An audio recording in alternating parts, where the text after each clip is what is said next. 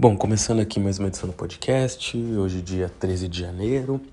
Como sempre, só relembrando, né, que todas as opiniões ditas aqui são apenas conjecturas baseadas em informações públicas e não se configuram como qualquer tipo de recomendação de investimento. Bom, hoje tem muita coisa para falar, né, em especial sobre o caso Americanas. Claro, já tem muita gente falando sobre isso, mas vou dar aqui alguns pitacos sobre isso e mais até como isso afeta não só a crédito. E, na verdade, para quem já acompanha como empresas de contabilidade e auditoria funcionam já há bastante tempo, inclusive as Big Fours, já sabe que é um processo complexo que já teve vários outros problemas no passado, né? Mas no Brasil, provavelmente o caso Americanas é o mais absurdo em relação ao tamanho da empresa e o tamanho do rombo que está se falando que ainda tem que ser medido melhor, né? Mas eu vou falar um pouco sobre isso, mas mais até sobre como isso afeta não só a confiabilidade ali das empresas do mercado, como o setor de varejo em si. Mas antes disso, como sempre, vou só fazer uma recapitulação aqui, hoje mais rápida mesmo, sobre o que está ocorrendo lá fora. E vou até focar mais em mercado do que em política lá fora, tá? Mas sendo mais direto sobre, acho que duas coisas só lá de fora que realmente eu queria destacar aqui hoje. A primeira foi a inflação nos Estados Unidos, né, que saiu aí ontem. Mostrou ali, pode-se dizer, né, ainda uma desaceleração do nível da inflação nos Estados Unidos, ou seja, a inflação nos Estados Unidos hoje está no menor momento, né, nos últimos 12 meses, ou seja, são os primeiros sinais que eventualmente o aumento de juros começou a ter efeito sobre a atividade econômica. Isso é um excelente sinal, porque, claro, inclusive tem algumas pessoas com a teoria nos Estados Unidos que, na verdade, o país já está com um nível de atividade econômica muito mais baixa, que os dados ainda não estão demonstrando isso. Mas se a gente usar os dados atuais, apesar da taxa de juros lá, né, mais os padrões dos últimos anos, né, que ficou ali perto de zero, já está muito acima disso, na verdade, mas a gente tem ali que finalmente a economia está se desaquecendo um pouco, tá? E isso, enfim, é importante por uma série de razões. Você pode parar de aumentar o juro, com a inflação caindo, o dinheiro que as pessoas recebem vale mais, então você tem uma série de benefícios ali para as pessoas na ponta da linha, e como o dólar acaba sendo a moeda de referência mundial, uma coisa que, claro, a China vem querendo mudar, talvez os BRICS, comunidade, também tem interesse em mudar isso, e vários outros países têm esse interesse, pode até ser questionada nos próximos anos, mas por enquanto as transações internacionais são principalmente em dólar. Então, é importante, né? Não só pelo tamanho que os Estados Unidos têm como economia, mas por ter a moeda de referência do mundo, que lá não entrasse numa recessão, né? Porque isso acaba atrapalhando muito outros países, assim como se a China também não crescesse, também seria um desastre, né? Os dois maiores mercados, os dois maiores países do mundo aí. Hoje, então, isso é um bom sinal, né? Demonstra aí que, eventualmente, apesar de ainda ser muito difícil avaliar esse tipo de coisa, teria alguma chance de um pouso suave ali, com o soft landing, como o pessoal diz, né? Que seria os Estados Unidos ali conseguir sair desse momento sem uma recessão. Ainda é muito difícil cravar qualquer coisa que minimamente próxima disso, né, do que vai acontecer, mas é um sinal positivo. Enfim, os mercados responderam muito bem no dia anterior. Ontem, talvez nem tanto, mas ele já tinha um pouco antecipado isso. E hoje, né, saiu o índice de confiança do consumidor de Michigan lá nos Estados Unidos, saiu alto, assim como a expectativa de inflação para os próximos 5 anos estava em 2,9, subiu para 3. Isso parece até meio... falar, variou 0,1, mas é um aumento na expectativa. Então, claro, isso até pode refletir mal, mas o momento lá parece um pouquinho melhor do que estava até pouco tempo atrás. Hoje, vários bancos nos Estados Unidos soltaram balanço, o Bank of America, o JP Morgan, o Bank New York of Mellon, que é um banco mais ali, quem está mais no setor financeiro que vai ter ouvido falar dele, nem é um banco de investimento próprio, até tem uma área de investimento, mas não é propriamente isso que ele mais faz, ao menos aqui no Brasil. Mas esteve ali também o Wells Fargo, que até fechou algumas unidades lá recentemente, né? Mas, de qualquer forma, você teve ali, de forma en passant, assim, lucros acima do esperado, mas provisões crescendo muito, tá? E foi mais ou menos, por exemplo, o que aconteceu, não comparando, que são coisas diferentes, mas, por exemplo, a subida das provisões e devedores duvidosos aqui no Brasil foi o que fez o Bradesco despencar um dia, né? Então, assim, o aumento das provisões significa que eles estão com mais dúvida de que as pessoas ou empresas ou quem quer que seja que tem empréstimos no banco teriam mais dificuldades de pagar esses empréstimos. Então, claro, é um sinal de atenção, né? Mas também não é que elas subiram de forma insustentável, as provisões é um desastre, mas é um sinal amarelo aí para ficar de olho, principalmente que o sistema bancário americano, né, enfim, a gente viu o que aconteceu na crise de 2008, né, então é bom ficar de olho nisso, embora, como eu disse, nesse primeiro momento, e claro, numa análise muito superficial, que eu não fui lá olhar profundamente o balanço desses bancos, não parece ser, digamos, um risco geral ali, né, do sistema, mas é uma coisa para ficar de olho. Indo aqui agora, um comentário mais rápido. A Suécia ontem, né, anunciou que achou uma das maiores reservas do mundo de metais raros no Ártico, tá? Isso tem muita importância porque, primeiro, esses tipos de minerais, como eu já comentei aqui, né, na verdade eu falei metais raros, mas seria até melhor denominar talvez de terras raras, tá? Tem hoje a grande parte da produção na China. Hoje 98% das terras raras, enfim, pode chamar de metais, né, raros que a União Europeia importa, vem da China. Pelo menos em 2021 foi assim, não parece que 2022 tenha sido diferente.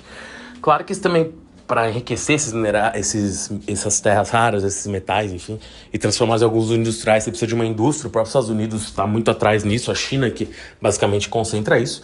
Mas ao achar um depósito tão grande na Suécia, do lado dos Estados Unidos, do lado da União Europeia, né, do lado da Europa, permite ali que a Europa tente desenvolver um sistema próprio disso. Então, assim, pode ter impactos aí interessantes, principalmente para empresas que sediadas na Europa, ou que atuam na Europa e que tem que comprar esse insumo aí, né, essencial para suas atividades da China, né? E qualquer nível de pior ali da relação com a China poderia atrapalhar nessa compra. Então é um evento geopolítico importante. E eventualmente a segunda coisa que deriva disso é, no Ártico, tendo muitas discussões entre Suécia, Noruega e Rússia sobre até onde iria, né, a fronteira de cada país naquela região. Isso é mais ou menos como tem no mar da China ali, com Filipinas, com Japão, que tem várias. A própria Coreia do Sul, tem diversas ilhas e espaços que a China reivindica para si. Filipinas também, enquanto ocorre isso, que a China diz que seriam terras dela, né? Já dela, e outros países dizem que não, estaria dentro de sua órbita de influência. A mesma coisa acontece no Ártico. Tem que ver exatamente onde a Suécia diz que fica essa reserva, mas não é impossível que a Noruega e a Rússia questionem se essa região é realmente sueca. E isso deve aumentar ali, já que a Rússia vem cada vez colocando mais navios na região. Pode aumentar o interesse da Rússia na região, no sentido de colocar uma presença militar mais forte lá. E existem suspeitas de que tenham também uma grande reserva também de terras raras, metais raros, na parte ártica da Rússia. Então a Rússia também deve ali aumentar tentando mais rapidamente explorar para ver se encontra a reserva que estaria ali dentro das suas fronteiras. E, aliás, como as fronteiras ali estão sob briga, eventualmente até ganhar na briga, né, por espaço, aumentar suas fronteiras ali para conseguir mais uma parte maior dessas terras raras ali na região do Ártico. Bom, como eu disse que ia ser mais rápido, já vou voltar para o Brasil. Aqui no Brasil, antes de chegar no caso Americanas em si, tá? A gente teve o anúncio do IBCR hoje, que é um índice aí que acaba medindo a atividade econômica. Já se esperava um recuo nele de 0,20, mas na verdade ele recuou 0,55. Ou seja, isso demonstra aí que a gente realmente está num cenário de desaceleração da economia. A gente teve muitas atitudes ali, eleitoreiras, enfim, perto da eleição, para induzir crescimento econômico, para induzir atividade, e que agora, enfim, acabaram ali, como posso dizer, perdendo um pouco do efeito, né, passado esses meses. A gente tem aí também, como eu até mencionei o Bradesco aqui, né, certa dúvida com o tamanho da dívida do cidadão médio, ou seja, muita gente tomou muito crédito e o juros está muito alto, então é um cenário preocupante nesse sentido, tanto que o governo vem até falando de um plano que se chamaria Desenrola Brasil, que poderia afetar 80 milhões de pessoas para ajudar no pagamento de débitos aí. Tem que ver exatamente como isso funcionaria, mas pode sim induzir a crescimento econômico. Claro que tem que ver, como eu disse, tem que ver os termos disso. É muito complicado opinar sobre qualquer coisa que a gente só sabe o nome, mas pode vir a ser algo interessante sim, dependendo de como for manejado e principalmente, primeiro, né, um impacto social gigantesco, depois induz atividade, mas como eu disse também, se for simplesmente jogar isso na dívida pública, ok, legal, tá ajudando as pessoas, mas capaz dos juros aumentarem mais, aí tudo isso que foi ganho com isso você paga em juros. E não necessariamente uma coisa é dependente da outra, como eu tô dizendo aqui, tá? É só para dizer que... E a forma que eu expliquei, eventualmente, tá um pouco leiga até, tá? Tem uma forma melhor de explicar isso mais profundamente. Mas o fato é que a ideia é boa, a execução que importa nesse caso. Vamos ver como essa execução vai, tá? Indo aqui agora pro caso em si, né, que aconteceu. Bom, todo mundo já viu isso, tem um monte de influencer explicando por que aconteceu, enfim. Resumindo um pouco a história, né? A Americanas, até vou voltar um pouco no tempo, porque na verdade eu não vi ninguém fazer essa linha do tempo, e ninguém, eu tô exagerando que a internet tem milhares de pessoas, mas dos mais conhecidos ali eu não vi ninguém comentando tanto essa linha do tempo, tá?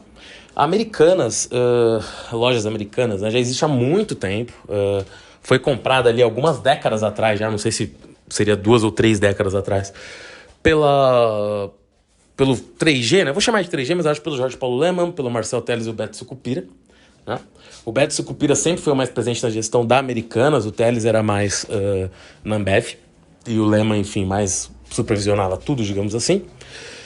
E bom, a Americanas até teve um corte para voltar nessa origem dela muito interessante do Luiz César Fernandes, que teve um podcast lá no Market Makers, que ele menciona ali, né, que lá atrás, quando compraram a Americanas, salvo engano, era na época do Garantia, ele era contra ter aquilo porque ele falava, isso daí só perde dinheiro, e eles tinham comprado a Americanas, tinham recebido ali um dividendo muito alto e tiveram uma proposta do Walmart na época, isso... Não sei se é 97 ou até antes disso, 87, enfim, muitos anos atrás. Eles compraram, sei lá, Americanas por 27 milhões de dólares, uma coisa assim, e poucos meses depois tiveram uma proposta para vender por mais de 100 para o Walmart. E na época o Luiz César foi a favor de vender, o Jorge Paulo, o Beto Sucupira, o Marcelo Telles foram contra, e outros sócios, né, tinham mais sócios lá, enfim, no banco na época, foram contra, não venderam. E é curioso que nesse pequeno corte o Luiz César Fernandes até fala, nossa, eles mantêm aquilo lá por amor àquilo lá, porque aquilo lá é uma máquina de perder dinheiro, nunca ganhou dinheiro aquilo na vida, né? E é curioso essa afirmação, porque daí a gente pega pro futuro, né? Americanas foi sendo da propriedade dos três ao longo do tempo. No começo ali da era da internet no Brasil, eles fundaram o Submarino, que tinha os mesmos controladores, mas foi durante muito tempo, né? Fez IPO, uma empresa um pouco separada da Americanas. Depois agora, não vou me lembrar se foi 2020 ou 2021, eu acho que foi 2021. Acabaram se unificando as duas empresas, ou seja, o Submarino fez uma fusão com a Americanas. E o curioso dessa fusão é que ela foi feita em parte porque o Submarino era uma máquina de perder dinheiro, o qual...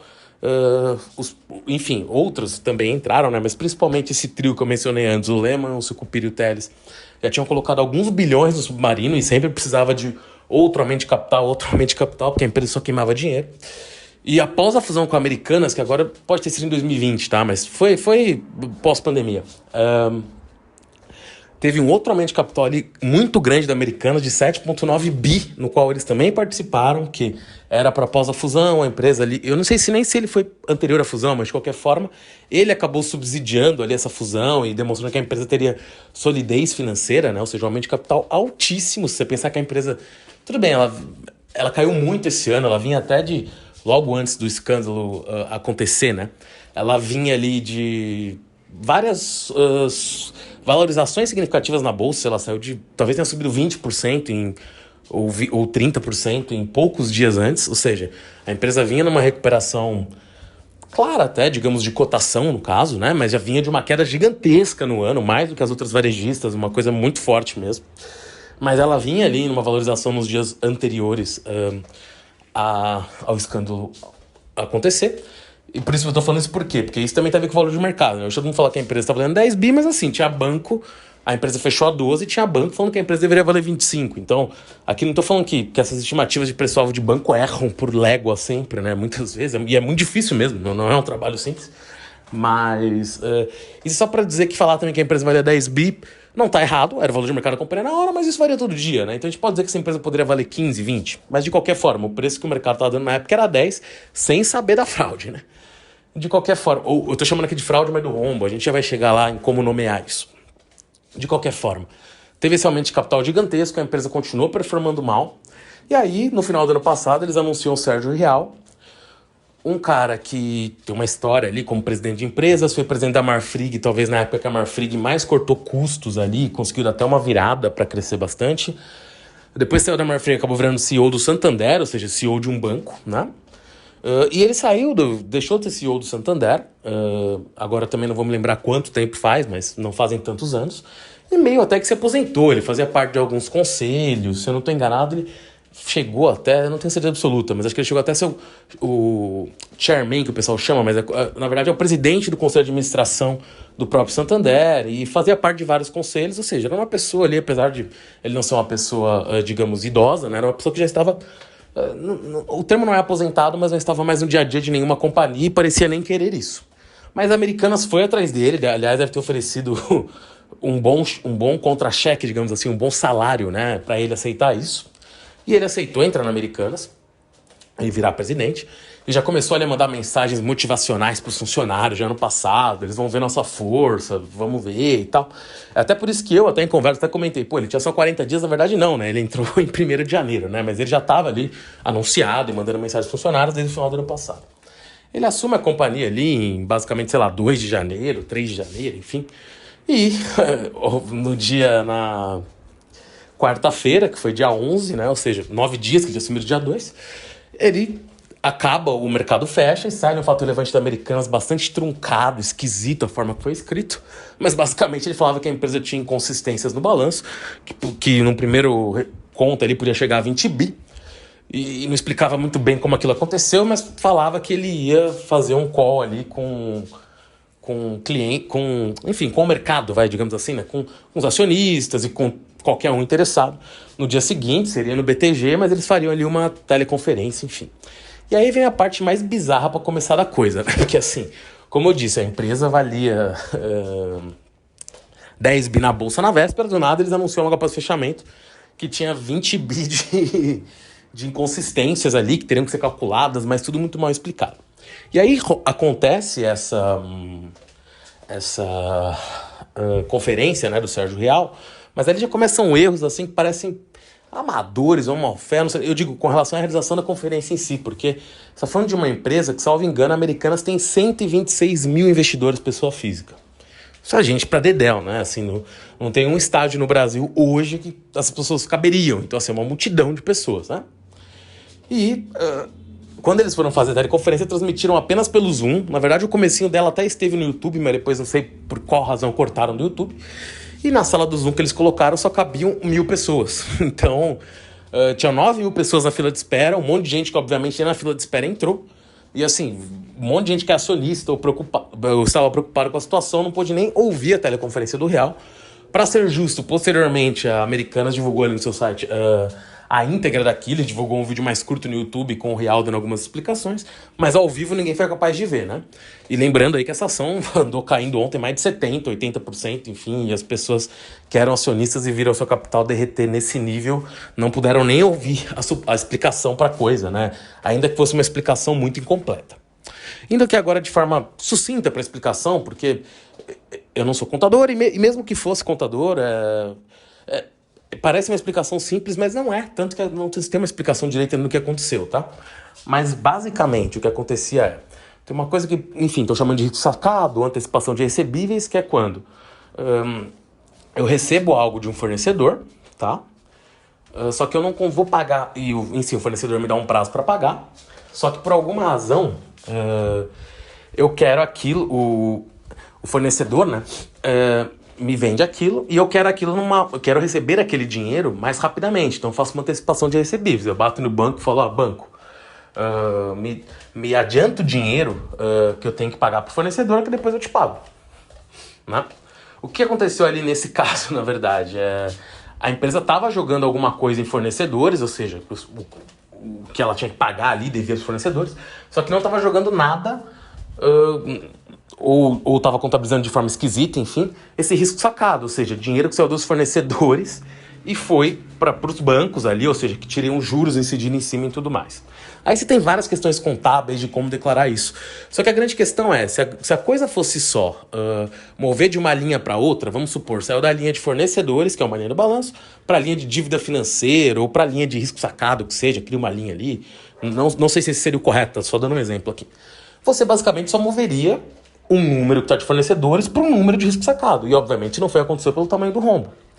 Então tem algo mais profundo aí. O Sérgio Real na sua conferência, deu a entender, ele mordeu e assoprou, mas ele deu a entender que que a antiga gestão da companhia, o presidente, o CFO, porque ele levou um CFO também com ele, novo, né? Provavelmente, ele não falou que sabiam, mas ele deu a entender que eles poderiam saber disso e falou que não dava para saber há quantos anos a companhia vinha contabilizando isso errado. Ele diria que não é 1 ou 2, mas não sabia dizer se era 10. Ele mencionou ali 6, 7 anos, né? Ou seja, uma coisa gravíssima. E claro, com o aumento de juros que a gente teve de 2020 para cá, esse dinheiro que a empresa deve para bancos ou para FDICs ou para alguma instituição financeira, que chegou a ter um juro ali talvez em algum momento, né, no auge do coronavírus, enfim, do Covid, né, e quando os juros no Brasil da Selic chegou a bater ali, sei lá, 2%, provavelmente estava pagando muito pouco e hoje deve estar pagando taxas altíssimas, né? A Via mesmo que soltou ali o quanto ela estava pagando de taxa de recebíveis no balanço, estava pagando cerca de 19% ao ano, ou seja, é um valor altíssimo. Então, fica ali a questão, né? O Real fez essa alusão que a antiga diretoria poderia saber disso e parece improvável que não soubesse. Também, ou seja, vão ter que responder a muitos processos e se explicar. Também vem ali algum nível de questionamentos altíssimo para a PwC, que é a empresa de consultoria, né? De auditoria, perdão, que era responsável por auditar os balanços da Americanas, e claro que isso dá um medo geral no mercado, será que dá para confiar em empresa de auditoria ou não? Aqui cabe lembrar, né, que a Arrow, que provavelmente é o maior, da empresa de energia americana, é o maior caso desses, né, de fraude contábil. Ela era auditada por uma empresa que chamava Arthur Andersen, que era a maior empresa de contabilidade do mundo de auditoria, era maior do que as 4 atuais, que são a Deloitte, a UI, a PwC e a KPMG juntas, e ela faliu após o caso da Arrow, né? Então isso é muito sério. Qual que é o ponto aí? Eu até posso falar isso porque eu cheguei a trabalhar numa dessas empresas e fiz ali mais uma parte de consultoria, mas acabei ajudando na consolidação de balanço de empresas abertas no passado. Na verdade, você depende muito da informação que a empresa te dá, né? Então, de qualquer forma, se a empresa fez uma fraude e nem repassou esses dados para a PwC, claro que a PwC não ter encontrado é estranho pelo valor das transações, mas ela tem uma impossibilidade fática dos dados que são fornecidos, né? Claro que, mesmo assim, pelo volume errado, tem que sim questionar a auditoria, mas se a fraude foi feita anteriormente, eventualmente teria algum nível de dificuldade para a auditoria descobrir aquilo. Isso tem que ser dito. Mas, claro, é um problema sério, né? Vai deixar aí um certo medo sobre a PwC, embora todas as empresas de auditoria tenham tido escândalos nos últimos anos e todas sobreviveram, como eu disse, para o mercado brasileiro. Esse provavelmente é o maior escândalo, ainda vai se aferir melhor se isso foi uma fraude ou não, mas vai ficar essa mancha sobre a PwC, porque é um caso muito, muito sério, né? E quais são os impactos disso agora para Americanas e para o mercado, digamos assim, né? Primeiro, para Americanas. A empresa tinha ali uma estimativa, né, que a dívida sobre o EBITDA dela, ou seja, o EBITDA são os ganhos ali. No Brasil se chama de lagida, né, que muita gente chama de lagida ali. Seria o lucro antes de juros, impostos, earnings before tax. Perdão, tô lembrando aqui. Juros, impostos, desamortizações, amortizações, enfim. Ou seja, isso digamos que é quanto a empresa ganha de dinheiro ou de percentual antes de... com apenas sua atividade, né? Porque juros, digamos, é um empréstimo que ela pegou, não está linkado exatamente ao que ela faz, impostos ela só paga depois, então assim, é o que ela precisa para vender, ou seja, a Americanas vende lá uma geladeira. É o custo que ela teve para comprar a geladeira, para pagar o frete, os juros, os impostos, a desamortização e a amortização são contabilizados depois. Então, sobre o EBITDA, a empresa tinha ali uma dívida que talvez estivesse chegando em 2, 3 vezes. Agora a FIT soltou que após, considerando que o rombo é de 20 bilhões, e aí também cabe dizer que o próprio Real deu a entender na teleconferência que nem ele sabe o tamanho do rombo, ou seja, pode ser mais ou menos também, né? Uma coisa esquisitíssima, né? Mas você tem ali um aumento dessa dívida numa primeira conta para 11,9 vezes o EBITDA. E depois isso aconteceu, muitos gestores apareceram falando que a contabilização do EBITDA mesmo, né, da Americana sempre foi muito mais alta que os concorrentes, isso era estranho. Pode ser, mas o curioso é ninguém, então, ter apostado contra a companhia ou ter trazido isso a público, como a Esquadra fez com a RB, né? Mas, de qualquer forma, acredito sim que houvessem desconfiança sobre a companhia, tanto que o número de shorts era alto, mas não parecia ser uma coisa de conhecimento, não digo nem público, mas que alguém tivesse qualquer indício que acontecia algo desse tamanho, né? Voltando para a companhia, ela vai ter que fazer um aumento de capital muito alto, Hoje 40% dela ainda é da turma do 3G, né, que não tinham vendido antes, não venderam depois, até onde se sabe, e não acho que venderiam perdendo 80%. E vai ser muito difícil arranjar novos investidores para colocar dinheiro na companhia, então provavelmente eles vão ter que arcar mais uma vez com o aumento de capital da Americanas, e não vai ser a primeira vez, como eles já fizeram isso, só que eu lembro, talvez 4 ou 5 vezes, somando com o Submarino. Então vão perder mais dinheiro nesse caso. Os investidores, pessoa física que estavam lá, uma situação triste mesmo, porque provavelmente vão ser diluídos esse aumento de capital, e a empresa caiu demais. Claro, quem conseguiu pegar a empresa depois da queda está ganhando dinheiro hoje, porque a queda sempre é brutal. Muita gente, imagina o gringo que vê essa loucura, o cara só quer sair do papel a qualquer preço, me tira disso, se eu vou perder 80%, foda-se, eu quero pegar os 20% que eu posso, porque a empresa estava mentindo, né? Mas pode ser, e aí entra uma... Não é uma hipótese que foi tudo mentira, não tem nada a ver com isso. Mas que realmente a forma que o Real fez tudo isso, né, que a empresa fez, foi muito atabalhoada, esquisita. E eu entendo a posição do Real, porque quem queria ficar linkado a um negócio, a uma dívida e a um erro desse tamanho, sendo que ele só tinha assumido a empresa há 9 dias. Mas de fato a forma que isso foi jogado do ventilador, sem maior análise, com ele já pedindo demissão e tudo isso. Eu talvez tivesse feito a mesma coisa, eu não ficaria lá. Mas a forma que isso foi jogado foi estranha, o que muita gente está falando, né? Essa queda tão absurda do papel, a partir do momento que tem se dito, né, que os bancos não vão deixar a companhia quebrar, porque eles não têm interesse, eles conseguem receber, e você tem ali também acionistas fortes que vão suportar o aumento de capital, a empresa vai sobreviver. Então, provavelmente quem tem muito dinheiro e pode esperar por anos e comprar ação agora vai ganhar muito dinheiro, né? Então, o jeito que essa operação foi feita pode acabar deixou muita gente, infelizmente, pobre, e pode deixar outros ciclos daqui a alguns anos, né?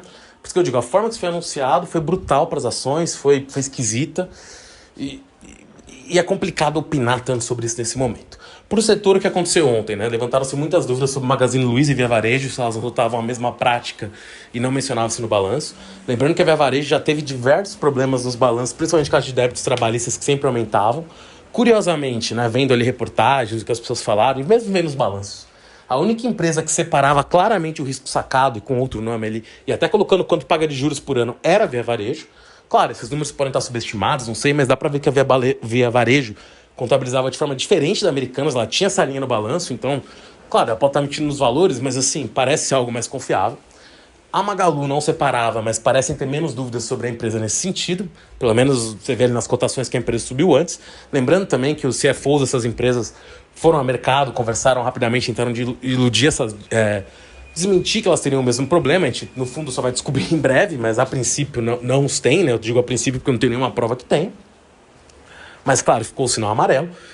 E para Americanas, nesse momento, obviamente, ninguém vai querer comprar um problema que nem sabe o tamanho. Mas provavelmente, se eu tivesse que chutar algo, ela vai ter um aumento de capital, vai diluir muito todo mundo. E se a empresa sobreviver e mostrar que é viável, provavelmente alguém vai acabar comprando ela. Embora seja uma empresa estranha também, porque você entra numa loja da Americanas, até piada que o pessoal faz, né? Tem de tudo. Não é uma loja muito segmentada para nada. Na internet, sim.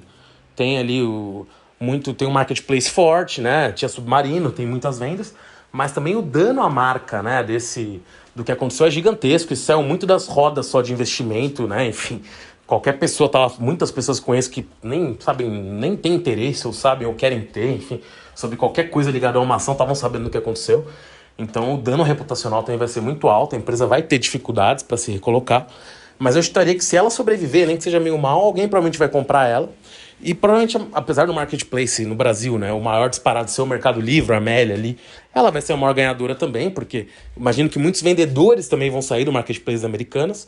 Em menor escala, Magalu e Via Varejo também devem se dar bem, embora pesem desconfianças agora sobre balanços delas. Se elas passarem essa desconfiança, se elas não fizeram nada de errado, também tendem a ter algum ganho de share da Americanas.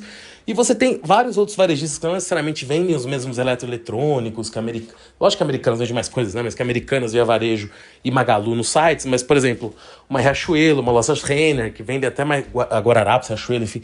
Uma própria Soma, só que a Soma já é outra coisa. Mas, digamos, mais Guararapes, Lojas Renner, podem ali acabar, e principalmente a Guararapes está com cotação muito baixa, falou que estava olhando ali possibilidade de encontrar um sócio. Não é improvável que no médio prazo essas empresas, claro, pós o aumento de capital, procurem Americanas por não atuarem exatamente na mesma área, ou seja, mas poderiam fazer algum tipo de complementação.